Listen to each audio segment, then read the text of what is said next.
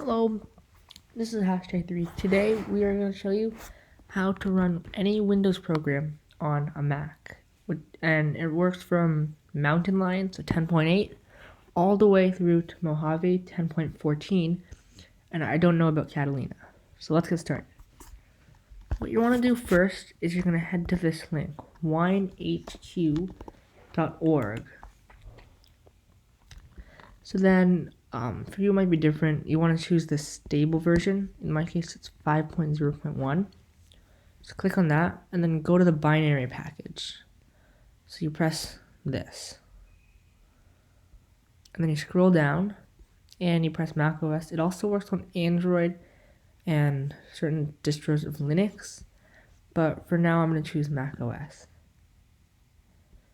So then you want to, if you got Homebrew, you can use, or MacPorts, you can use that. Otherwise, press this here, this link. It'll say this is the archive available. So then you press that, and then press the installer for Wine Stable.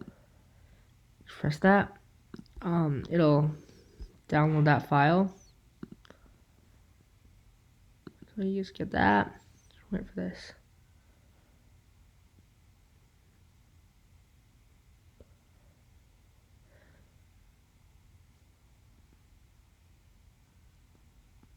You want to locate that file. You press that. The installer will open. And then you just go through this installer. I would choose that. It's just so that you can get 64-bit apps in Windows. And I've already done that, as you can see. So I'm not going to do that. But then, here I've got this Windows app here. Rufus. It's basically used for making bootable USBs for Windows installers.